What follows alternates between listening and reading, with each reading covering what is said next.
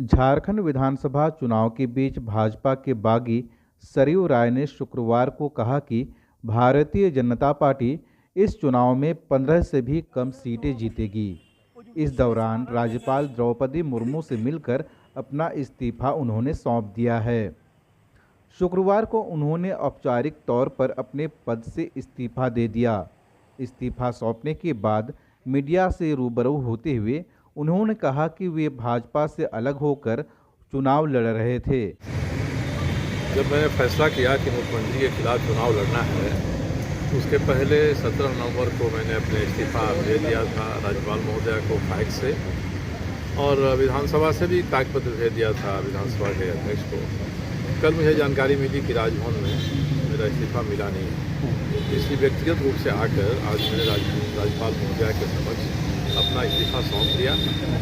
अब ये जो प्रक्रिया है, विधि सम्मत प्रक्रिया है, उसके हिसाब से इस्तीफा मंजूर करने की कार्रवाई करेंगे। इसमें कितना समय लगता है ये कहा नहीं जा सकता। ये अब 2 फेज़ के बाकी है चुनाव। आप पूर्वी जमशेदपुर से थे, कितना मतलब आप पूरी तरह से 2 फेज़ के चुनाव में तो पार्टी 10 से भी नीचे रहेगी। तीसरा फेज मिला दिया जाए तब भी 10 से ऊपर चले जाएँ तो भी उपलब्धि है। भारतीय जनता पार्टी के पक्ष में इस राज्य के लोगों की मानसिकता नहीं है, और केवल एक कारण से नहीं है, मुख्यमंत्री के चेहरे से लोगों को वितृष्णा है। मैंने प्रधानमंत्री को लिखकर भी कहा था, मीडिया से भी कहा था कि रघुवर दास जी को लेकर घूमना छोड़ दें। उन्होंने अब उनका नाम लेना छोड़ दिया, कभी हमारे अगले मुख्यमंत्री होंगे ये कहना तो छोड़ दिया है। मगर अब भी अगर अभी भी उनको किनारे कर देते हैं तो बाकी जो 2 फेज़ के चुनाव हैं उसमें कुछ ज़्यादा सीटें इनको मिल सकती हैं। क्या लगता है कि जिस तरह से ये जो अब तक का 3 चरण का चुनाव हुआ, बीजेपी के जो केंद्रीय मंत्री जो थे, सारे केंद्रीय मंत्री चुनावी मैदान में आए, क्या कुछ इसको किस तरह से देखते हैं? तो इसका संदेश सही नहीं जा रहा है, क्योंकि राज्य की सरकार, राज्य के मुखिया, राज्य के मंत्री अपनी साख के बदौलत इस राज्य की जनता के मन में विश्वास करने में कामयाब नहीं हुए हैं। इसलिए केंद्रीय नेता आ रहे हैं, एक तरह से कह रहे हैं कि हम हैं, हम इस राज्य को देखेंगे, केंद्र की तरफ देखिए।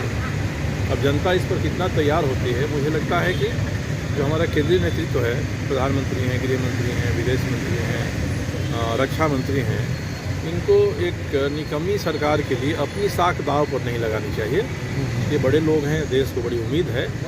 चुनाव में हार जीत होते रहती है, एक राज्य जाता है, कभी दूसरा राज्य आता है, इसलिए उनको जनता के ऊपर छोड़ देना चाहिए था। राज्य सरकार के परफॉर्मेंस के आधार पर जनता राज्य सरकार को वोट देती, और ये केंद्रीय नेता जब अपनी साख दाव पर लगा रहे हैं तो इससे इनकी साख ही कमज़ोर होगी। एक और बात सर, कि जिस तरह से बातें निकल के आ रही हैं कि अगर रघुवर दास का चेहरा इस चुनाव में ना होता तो बीजेपी अच्छा प्रदर्शन करती, क्या ऐसा लगता है? चुनाव में पूरे राज्य का तो छोड़ दीजिए, तो बात सही है। अपने चुनाव क्षेत्र में जहाँ 25 साल से विधायक रहे हैं, वहाँ इनके खिलाफ इतना विरोध है, तो राज्य में आप सोच सकते हैं कि क्या होगा। ऐसे में उनका नैतिक दायित्व इस्तीफा देना था।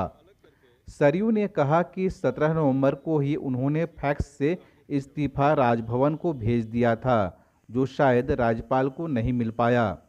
उन्होंने यह भी कहा कि अच्छा होता कि मुख्यमंत्री स्वयं उन्हें मंत्रिमंडल से निकाल देते।